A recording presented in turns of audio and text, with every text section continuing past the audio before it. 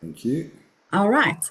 So, good afternoon, ladies and gentlemen, and welcome to today's Tempo Wellness webinar. My name is Wilma Hubert, and I'm a Tempo Wellness Coordinator with Bestmed, and I'm thrilled to have you with us today. Thank you for taking the time to join the session. We hope that you will find it insightful and inspiring. So please feel free to use the chat box for any questions that you may have during the session, or at the end of the session, we will even allow you to unmute and ask your questions. Today, we'll be taking a deep dive into the impact that bullying has on confidence and emotional health. You will gain practical strategies to rebuild your self-esteem, foster resilience, and create supportive environments at the school and in your workplace.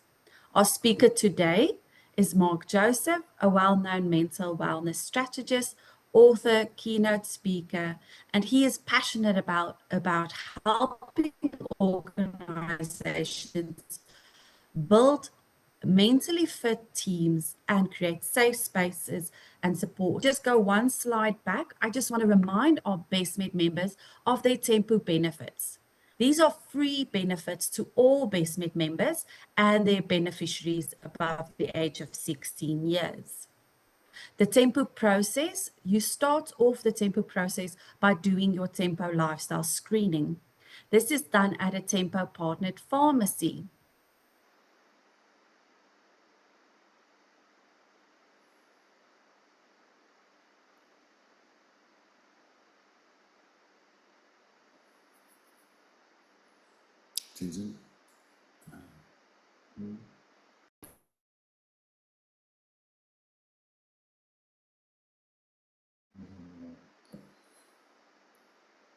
Your time today. We really look forward to hearing what you have to say. You have the floor. Thank you so much, Will-Marie. Thank you for that introduction. And hi, everybody. Lovely to see you all today. Yes, it is Mark Joseph. And yeah, it's wonderful to be here on behalf of Company Wellness Solutions. We're talking about bullying. And bullying in the school, bullying in the workplace, it's a thing, right? And unfortunately, I was bullied at school. Yeah, and I've been bullied in the workplace, so I know it quite well. And unfortunately, it goes against everything we try to do in terms of creating psychological safety. So I'm just going to go through it here. Basically, if we look at our confidence takes a massive knock, right? Our self-worth, our confidence. So this workshop is really designed to help you understand the emotional effects of bullying and equip you with those tools, right? And to bring awareness and healing, and maybe we can get some confidence back, right? Because none of us are really 100% confident, and somewhere down the line, someone has chipped away at your confidence, okay? Maybe it was an ex-lover or an ex-husband or wife or an ex-boss, or someone has brought you down a little bit or bullied you, and it's affected us. So we're going to look at what bullying looks like. We're going to understand the impacts on our emotional well-being, behavior, growth, some evidence-based strategies, right, for getting that confidence back, okay? So we can stand tall and push out our chest and have a power pose and feel good about it. And then we're going to practice some tools for boundary setting and self-advocacy, resilience, and hopefully leave empowered after this session so that we can stand up against bullying in the right way. So what is bullying?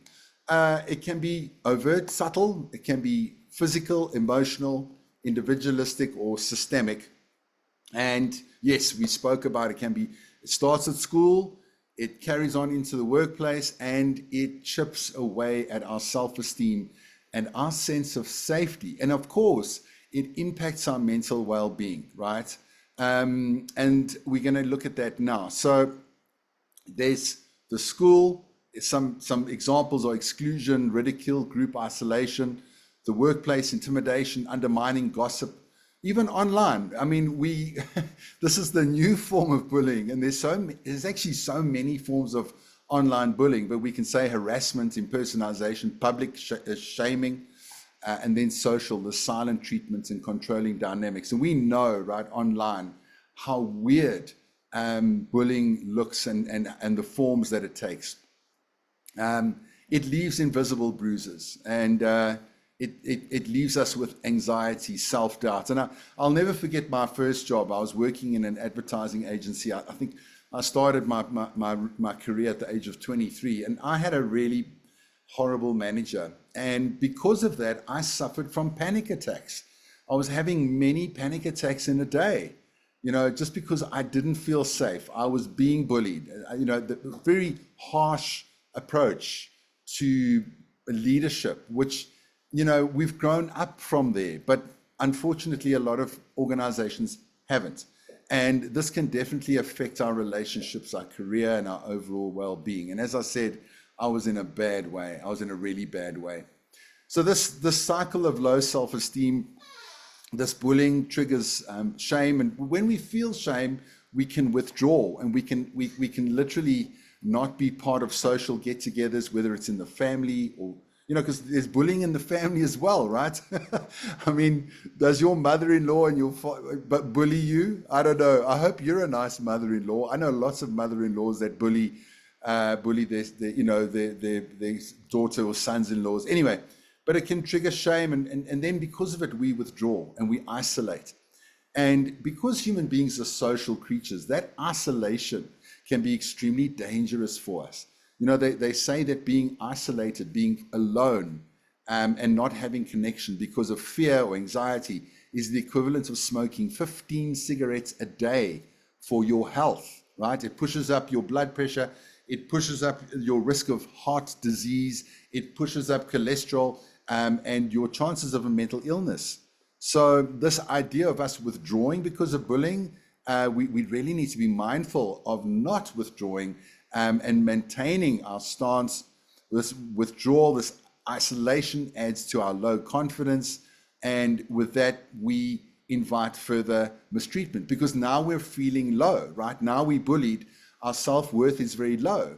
So the mistreatment is that person now knows that they can put pressure on us. And we're in a place of maybe trying to recover. Our self-worth is low, therefore our boundaries are no longer intact. And we are working harder, we have to do more, we have to work harder, and then that bully has that power over us. And it's quite a sad cycle if you think about it. So we need the awareness, and we need some sort of intervention to really break that cycle, ladies and gentlemen. And what does that breaking the cycle look like? So the healing begins when we separate our identity from our experience. And what happened to me isn't who I am, okay? Because how on earth can we base our self-worth on what other people think of us? But we do, right? And I mean, most of the people that affected my self-worth and bullied me, I would never go to them for advice. I would never respect them as wonderful people that I want to be around or take advice from, right? But somehow their words, what they did to me, affected me. And unfortunately, as human beings, we have this negativity bias. We can have 10 people be kind to us in a day, but one person saying horrible things and bullying you, that will mess up your entire day, right? Because we're focusing on that one thing that's negative, and that's what we do. So this isn't who you are, right? And I think this is really important, is that it should never define us. Whatever abuse that you've experienced, whether it's be physical or verbal or emotional, even financial abuse, it does not define you, all right? You are bigger than that. You are beyond that. So maybe we could just feel a little moment of some courage and some confidence at this time. So it's going to require a lot of compassion. And when this word compassion it's really about self-compassion, right? Ramping up our kindness, because who else is going to help you? The thing is, no one's coming. No one's coming to save us. Okay, we think maybe someone's going to step in and say, hey, stop it now. This is getting out of hand. We are the ones we've been waiting for, right? We are the ones that have to build ourselves up again, even in the face of bullying, even if it's happening to you right now. All right. But most of us are sitting here with trauma from being bullied at school. I was a fat little kid. Okay. I got bullied at school. I was a fat kid. They called me names. They laughed at me, all sorts of things. Right. So it's taken me a long time to work on my self-worth. So what can we do? Well, we start to employ some affirmations, and affirmations are absolutely dynamite. Okay, so for example, now I love neuroscience. I don't. Nobody really knows, but I lived in a temple for 3 years. I hiked the Himalayas. I had mental health issues. I wanted to become a monk and whatnot, and then I decided, no, I'm way too naughty to become a monk. But one thing I learned when I came out of the temple, I started studying neuroscience because I wanted to know what was happening in my brain when I was meditating, when I was having deep moments of insight and mindfulness. What was going on with me, And neuroscience then confirmed it. And it said that I can literally rewire my brain, that the brain is it's not plastic, but that's the word, neuroplasticity. Okay, don't go saying Mark said my brain is plastic and no. Okay, it's a word called neuroplasticity, and it means that the brain changes shape. So the more we worry and the more we anxious and we have this low self-worth, we then wire our brain, right, in those ways. And but let's rewire for the positive. I exposed negativity bias, didn't I? I said that we are generally more negative than positive. Okay, and we are, but we can change that, and that's the beautiful thing, because sometimes we think, oh, this one's way more positive than me and whatnot, but it's something that is cultivated. It's something. It sometimes doesn't just happen. It's something that we can work on. It's like walking around saying, oh, that person is really strong. I can see it by their big muscles. How did they get there? Well, they got there by training, okay? So we can get to a place of self-worth and confidence through a process of daily practice. And, I bet if I ask you guys, did you brush your teeth this morning? Did anybody not brush their teeth this morning? I don't think so. I think you all brushed your teeth this morning, okay? And your dental practice is going really, really well, okay? Your dental health practice is fantastic. But what about your mental health practice? What about your self-worth practice? What about feeling good practice? And that's the thing, right? I think we grow up and we are not encouraged to feel good. I remember as a young kid having to confess my sins all the time, thinking I'm a bad boy, looking at the television and the TV's telling me if I buy this, I'll be better. If I wear that perfume, people will like me. If I drive a special car, that's the only way I'm going to get people to like me. So everybody sort of bases their self-worth on material things or what other people think of us, or even maybe our title and so on, but all these things we can lose. So what do we base our self-worth on? And I can tell you one thing that really works for me is values, right? To stand for something. Malcolm X said, if you don't stand for something, you fall for everything. And bullying, when we get bullied and our self-worth is low, we fall, right? We fall for everything. But if we stand for something, then we won't fall for everything, okay? And this kind of bullying also shows up in a very subtle way, right? So let's say you start getting messages from your manager at night on your phone after 7 p.m. You get emails, work emails that you expected to reply to. Now, in a way, that's a subtle form of bullying because, I know that there are exceptional times where we do have to work late, and I get that. But if it happens all the time, we need to set boundaries. We need to say, look, I'm not available after this time because it's family time to me, right? So we take a stand.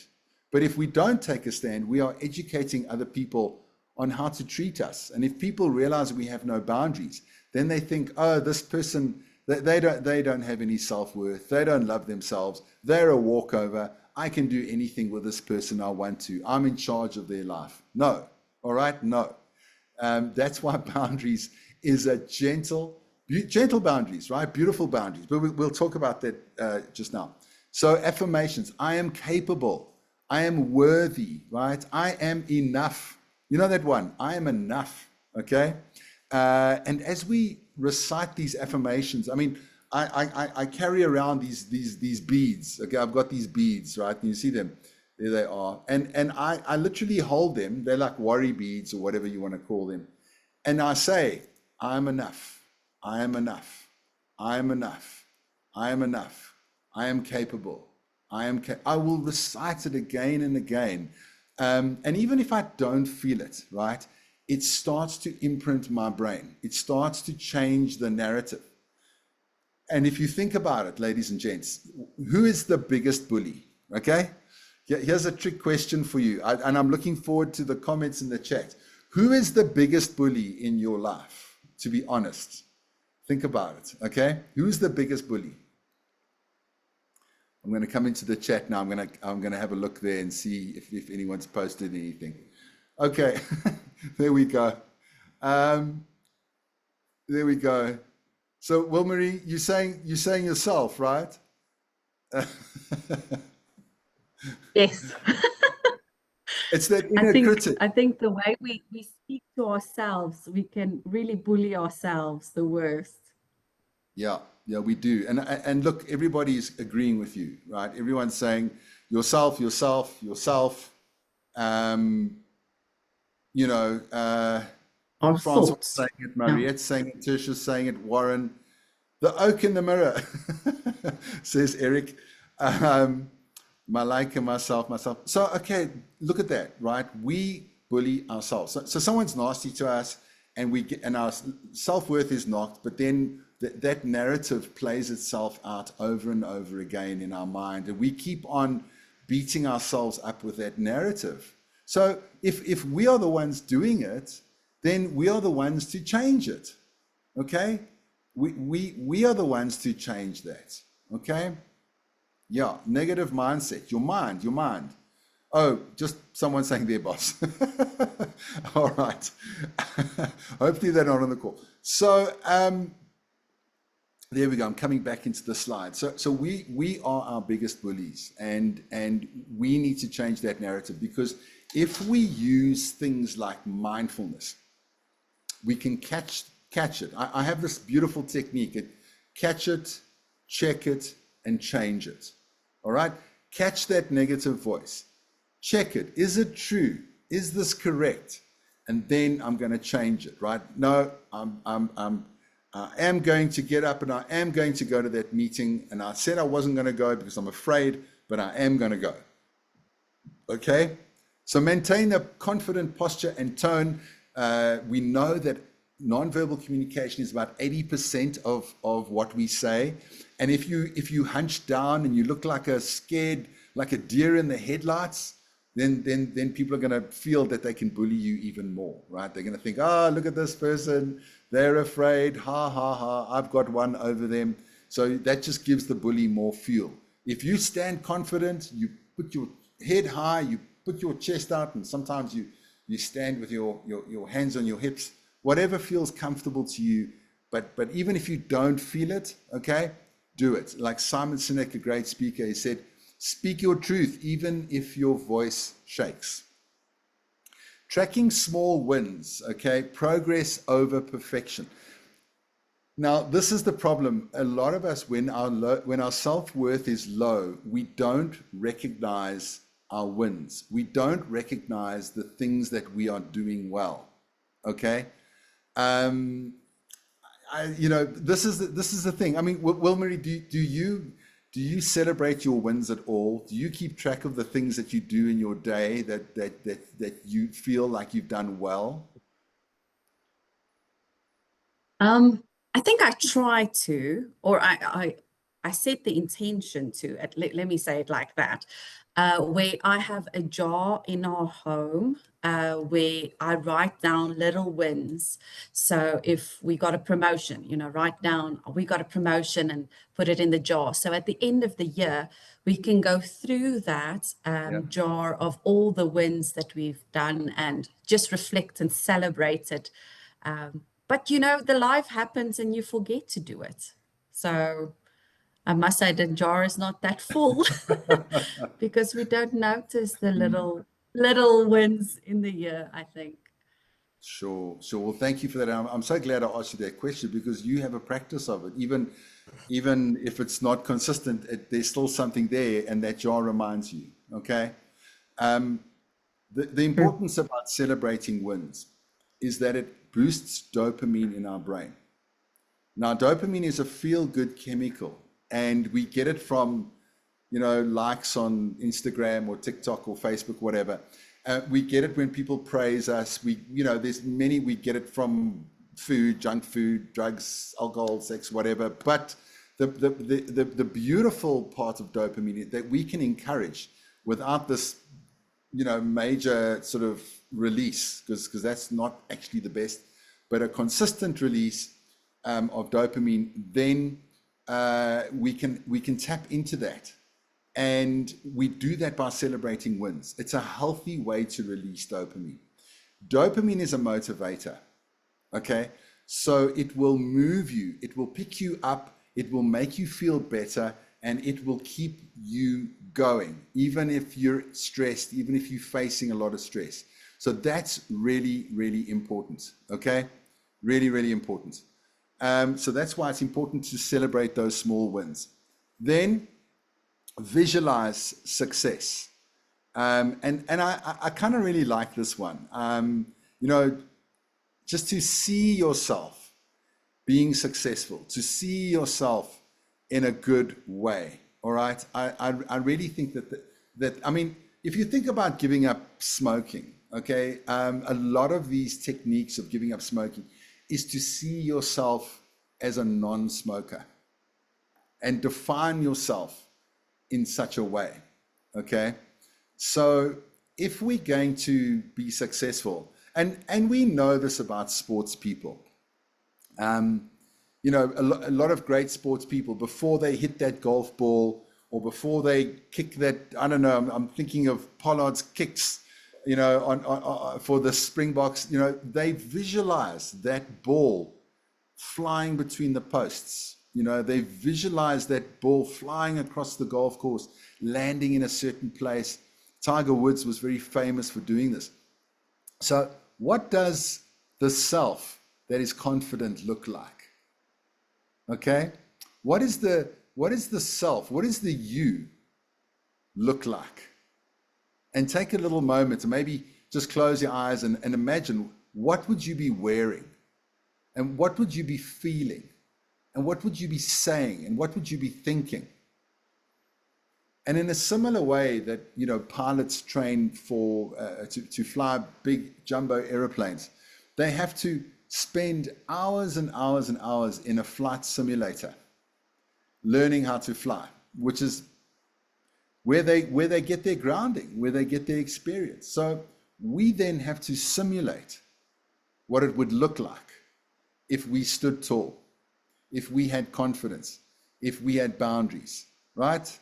And I think that's really, really vitally important. So visualize, and maybe that's in the morning, you brush your teeth.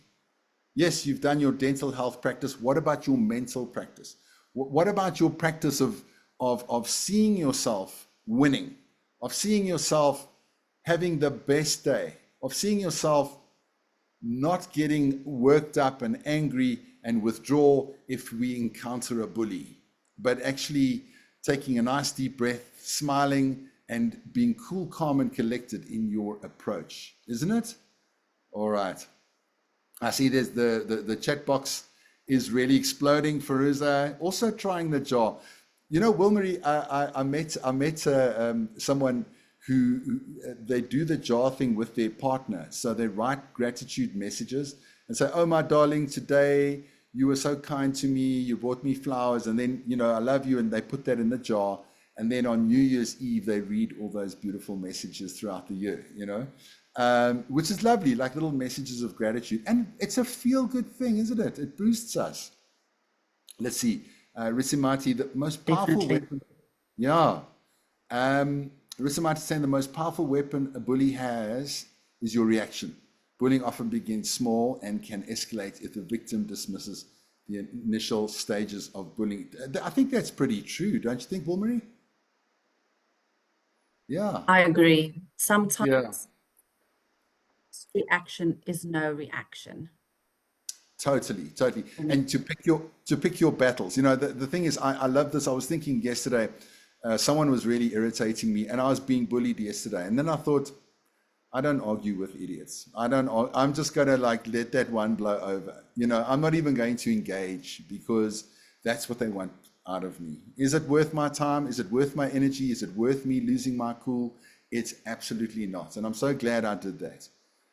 Nadine is saying, I tried smiling and breathing, but what do I do when it has been an ongoing thing for years? Nadine, you've just got to keep going, friend. You've just got to keep trying, and understand that, you are just as important as everybody else, okay? And other people's needs are not as important as yours. Start to prioritize your self-care, your self-worth, etc., etc. All right? This is vitally important because there's that saying, if you don't love yourself, who's going to love you? Okay. And it's not just about like a lover or a partner. It's about your colleagues. It's about your family. If you don't love yourself, if you don't respect your worth, how can we ever expect other people to honor and respect our worth? So I like this one. Visualization is extremely powerful. Here we go about boundaries. Okay. Self-compassion and boundaries. I'm just going to have a sip of water. So true compassion stems from self-respect.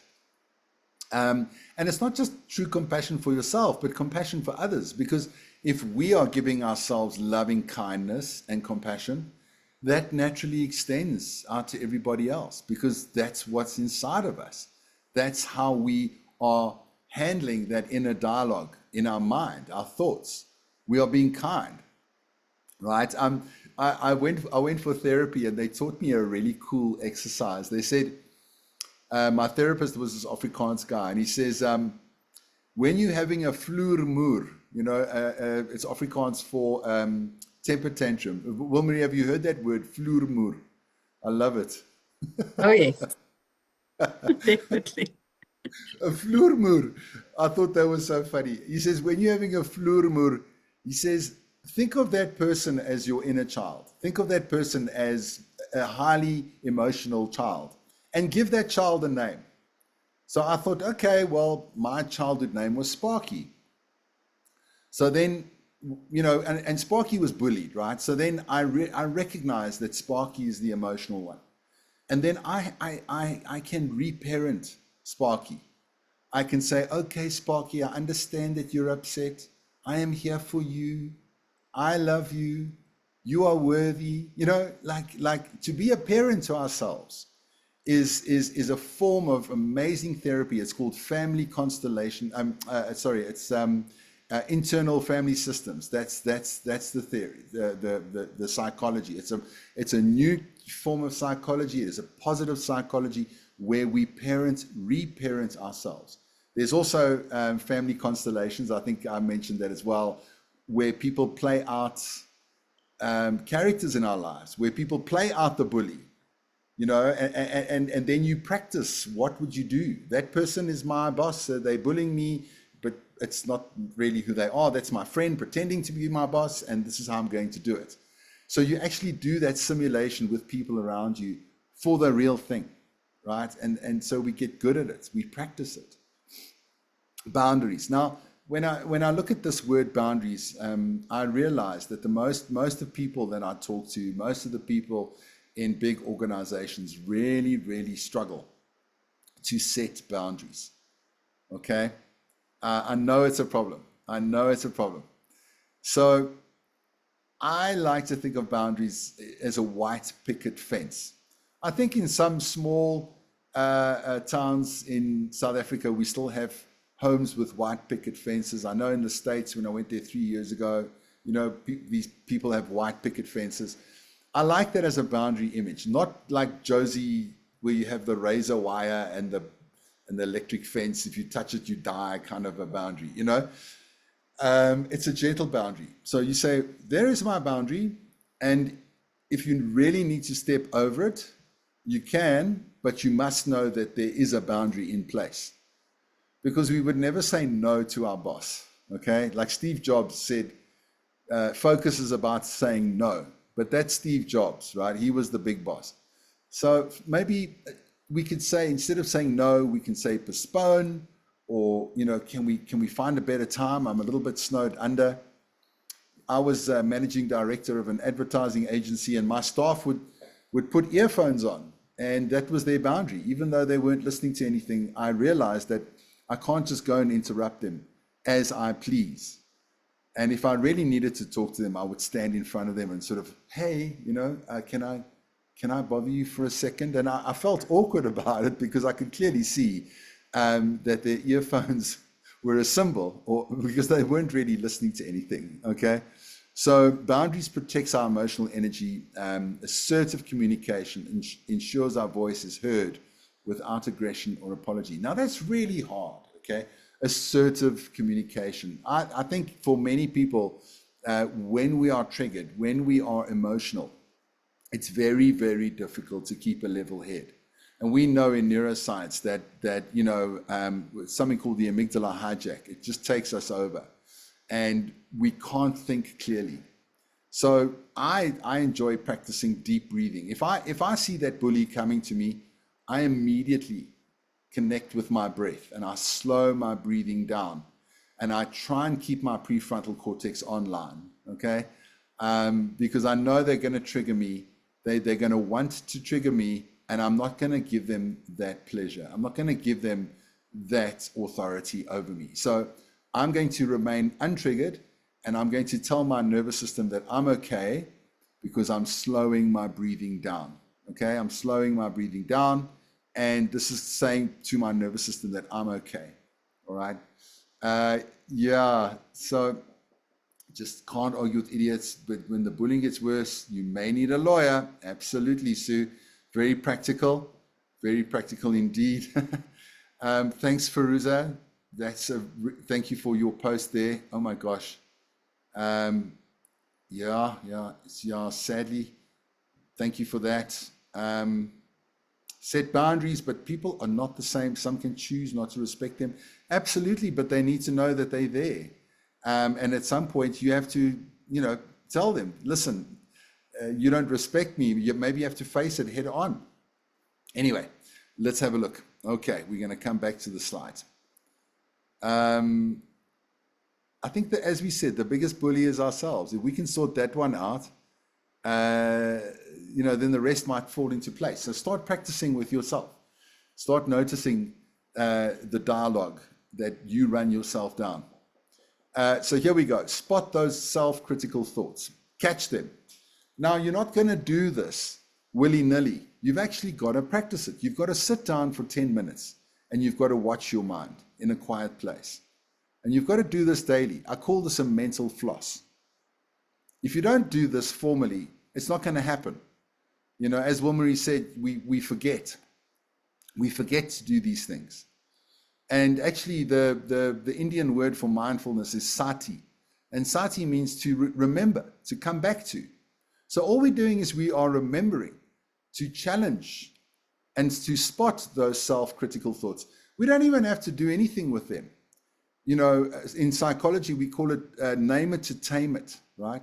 Name the emotion, name the thought. Oh, there it is again. And it disappears. Poof. This energy just, it just releases. It's not even like we have to really go on this big analytical thing. Just by spotting it, we can have more control over those negative thoughts. Question them. Sometimes we can question them if we like. We can say, is this true? am I making up stories about myself? Is the bully true? When they said this to me, I started to feel that they were right. No. Okay. Replace it with good truths and then reinforce these new beliefs through repetition. Every time a negative rumination arrives, then catch it, see it. So see, catch it, check it, and change it. There's those three. Catch it. That's the most important one. And if you don't get to the other two, it's not the end of the world. Catch it. And then you can check it if you have the mental capacity, and then change it into something like reframe it. Okay. So let's have a look at some confidence exercises. Here we go. Think of a moment you handled conflict with calm strength. You must have done it at some stage. Okay. What did you do differently? And how did it feel? And think about that. Okay. Think about those winning moments where you handled something with calm strength. For me, it's like road rage. Like I'm super, I can get like, I can have a vloermoer in my car, like around road rage. But then lately I've been working on that. And because there's bullies on the road, right? We know they cut in front of us. They do terrible things. They just drive badly. Like they bully us. They do, right? And I can't stand that. I think one of my trigger points is injustice. I don't like people putting my life and the lives of other people in danger. I think that's the worst kind of bullying. So I can really lose my temper in the traffic. But lately I've just been like, okay, let it go. You know that song, Let It Go, Let It Go. Come on, moms. All your daughters have been listening to that song 1,000 times. What movie is that from? Anyway, I've got that song in my head, right? When I'm driving, it's just like that someone cuts me off. Let it go, and don't react. Be non-reactive. And the more I practice that, the better I get at it. I'm doing it differently. I'm feeling different. I'm not so angry. My days are going better, right? I'm handling conflict with calm strength. And it doesn't mean you have to run away. You can just stand in your truth. And again, I'm going to come back to your values, right? If you know your values, remember that quote. If you don't stand for something, you're going to fall for everything. Okay, so that confidence is going to grow every time that we acknowledge our courage. Traffic and ruthless drivers, Zahara. Struggle to keep emotions out of it and just let go. Easier to create new habits than to try and erase the old ones. Similarly, rather focus on what you want to become than on what you're doing wrong. That is so true. And that's why this visualization is so important, right? Candace, I was warned about my boss being a bully. I don't work for him anymore. Was warned he was a bit of a narcissist. Since then, we have both left. I said to myself, does he ever think to himself he's the reason why? It doesn't matter about him. He's got his own life. But yeah, we wonder why. Why? But there's this saying, hurt people, it's the hurt that hurt. It's the hurt people that hurt others. And I guess knowing that we can maybe experience some sense of compassion for the bully. Because imagine being in the mind of a bully, right? It's a very sad place. So if you are being bullied and you're feeling overwhelmed, seek a mentor or a counselor or, your peers. Maybe if it's in your family, speak to a family elder or someone with authority in the family, or just a friend can help you and give you advice, right? Engage in wellness or employee assistance programs. You can reach out to company wellness and the call operators, and we can make sure that you speak to the right person to help you. Speak openly. Silence sustains the stigma. The more we keep quiet about it, the more it continues. And around mental health, I mean, people lie to their managers around mental health. You know that like 5 out of 6 people will lie to their boss when they take a day off for their mental health because of their stigma, And that's not good. That means that the stigma is not going to go away. It just gets worse. So, in a way, we've got to be kind of brave. And I don't like this word vulnerability. I prefer to use the word visibility, to be visible. Connection, to feel connected. This is vital, right? Because if you feel alone, like say, your child is being bullied at school, they feel alone, horrible place to be. But if the child, if as a parent, we can talk to them and say, I've noticed your schoolwork has taken a bit of a dip. I've noticed a change in your mood. And check in with your kids. How are you today? 1 out of 10. Check in with them regularly. Don't just accept, I'm fine, Mom, I'm fine, Dad. Just sit with them, talk to them about stuff. And that deep connection and sharing, that's a big healer. And actually being connected and feeling loved, no matter if it's your colleagues or your family, is the vital, quintessential part of our mental health. Okay, so don't be alone. Just remember, asking for help is not giving up. It's refusing to give up. Okay, and then creating safe spaces. We talk about safe spaces in terms of psychological safety. Now, bullying can also be that somebody, let's say someone in your team is an introvert and we don't give them the space to talk. We shut them down. That's a subtle form of bullying, okay? That we talk over them. We don't give them any airtime. We don't make them feel safe. We don't make them feel heard, all right? So bullying can be very, very subtle. So make sure that everybody is heard, that we embrace inclusion and diversity and open communication. It's a really interesting statistic, but they say that teams that are happy and feel psychologically safe make more mistakes. What does that mean? It means that they share the mistakes instead of keeping quiet and trying to hide the mistakes. Now, if we know where the mistakes are, we can fix them.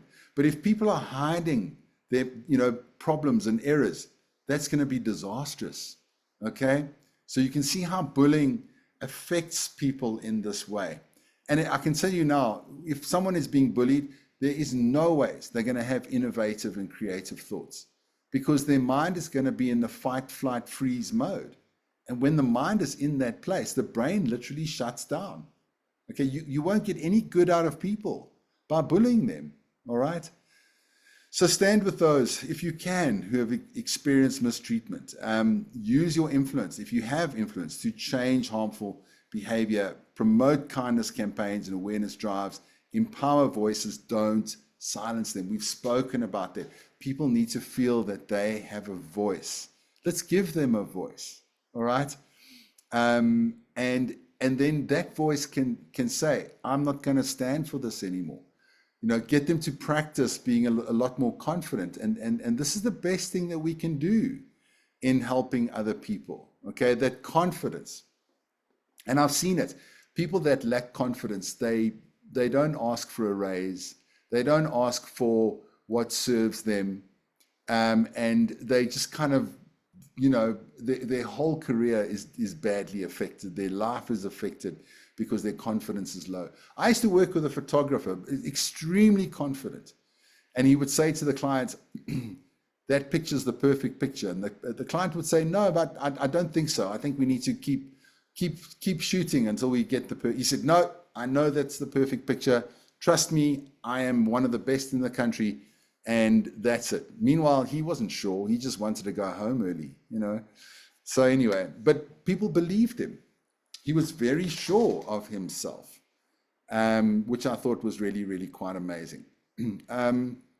Just coming into the chat. Chats are exploding. You guys are very, very engaged. And yeah, maybe There is a question more. Is there a question? Sure. Yes. Yes, I don't want you to miss it because I think it is so important. Eric asks us with the catch it, check it, and change it thing. Please expand on change it. Does it mean that you change the message to make yourself feel better? about yourself, or do you make it sound better, or does it also mean change it, what is in your control, that was legitimately wrong? Well, I'll give you an example. So I try and meditate and I try and focus on my breathing, okay? And then every time my mind wanders, I go, oh, you crazy fool. You know, like, I don't know, do you remember Mr. T from the A-Team? You said that, crazy fool. You know, I don't know, you're too young for that. But when I was growing up, we had the crazy fool. So I'd have the thing in my voice, crazy fool. So then I thought, no, hang on a minute. Why am I thinking crazy fool every time I can't focus on something? So I thought to myself, I'm going to change. I'm catching it. I'm checking it. Am I a crazy fool? Because nobody can really focus on their breath for a minute or two, but we try. And then I thought, I'm going to then say, oh, wait, well done for recognizing that your mind has moved. Nice. So instead of crazy fool, I'd go, nice, you know, and then my mind would wander and I'd say, okay, I noticed that it wandered. Well done. Shup. Good. So you see, in a way, that's the form of reframing. So whatever thought is bringing you down, it's a negative thought. Maybe it's something as simple as you might be thinking, my life is a mess. I mean, I remember when I went through my divorce, I'd be thinking, my life is a mess. And then I recognized that thought. And I thought, is this true? And it was a mess. So then I thought to myself, well, I recognize that I'm having a thought that my life is a mess. Do you see the difference? And that gave me a lot of empowerment, because I thought, well, that means that there's another part of me that isn't really feeling that. There's just a very subjective part of me that's feeling that everything is a mess, that I'm incompetent, that I'm this, I'm that. Oh, is it really true? You know? Oh, I'm having a thought that I'm incompetent. That's just a thought. That's not me. It's just a thought. These narratives, they're not me. Right? And that's why values is such a powerful thing to practice, because you can come back to those values. No, I am compassionate. I'm generous. I'm resilient. These are the things that I hold dear. And I come back to those values. I hope that makes sense. Yes, it does. I think we call them automatic negative thoughts that we think about ourselves, Yeah. and just recognizing those and then telling yourself this is not the truth of who I am, and changing it so that you stop thinking the negative but start thinking Yeah. the positive. And I like that. Thank you. Thanks, Mark, for answering No, that yeah. question. I mean, even if you can't reframe it to something positive, you just recognize it. I am having these thoughts about myself. Who is having those thoughts? What part of me? Is it that little Sparky? Is it the one that got bullied at school? Is it my inner child? Oh, wait, hang on. I love you, Sparky. I love you. You're going to be okay. Everything's going to be okay, right?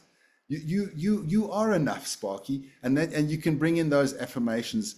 And those affirmations we spoke about earlier, that's also like part of the change it, okay? So, I'm so useless. Oh, caught it. That's what the bully would have said to me. That's where my self-worth is low. I'm checking it. Am I really useless? No, I'm actually a very competent person. And I remember back in the past, all the things that I could do well. Just because this person says I'm useless, does it mean I'm useless? You know, I worked in an advertising agency for 3 months and I got fired. And the boss put a poor performance thing in front of me. And I thought to myself, I have just come from an organization where I've been working for 9 years, where I made the boss very wealthy. And now I have to sign a poor performance agreement. This is not who I am. This person doesn't know me, you know, but if I really believed in it, she would have destroyed me. Yeah.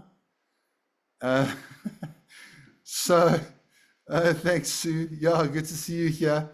Let's go back to those slides. I know we almost wrapping it up. If there are any other questions, you're welcome to put up your hand. You're welcome to come in and unmute. And Wilmarie can also let me know if that's the case. So reclaiming that confidence, right? Turning your pain into purpose. You know, okay, so you went through a divorce. Does that define you? Does that define you? Are you a loser because of it? No. So many people go through that. Life is hard. Life is often suffering. It's not because you're incompetent or you're bad, right? Turn it into your purpose. How are you going to turn that pain into your purpose? Little acts of courage, rewiring the brain for self-trust and inner strength. Okay? So, what's one insight you're going to carry forward from today? One boundary that you're going to make this week. Maybe grab a bit of like a pen and some paper, take out your phone, open up a Word document. What you're going to do, write down one insight. What is one insight? Maybe you want to pop that in the chat as well. One boundary you're going to reinforce this week. You can pop that in the chat. You can write it down for yourself. And then we're going to reach out and we're going to be empowered. And part of this empowerment is an antidote to bullying. We are going to support someone else's confidence. We are going to actively work on building someone else. And we know the AA model, the Alcoholics Anonymous model, is amazing, right? When you are sober for X amount of time, you are now a sponsor. You are now helping someone that comes in. Imagine being a sponsor for someone with low self-worth. To say, you know what, I'm going to sponsor you. I'm going to help you with your self-worth as best as I can. But understand, guys, we are not therapists. Okay, a lot of us are not therapists. Sometimes we just have to listen. You know, that's how we can help. Okay, and we can say, well, these are things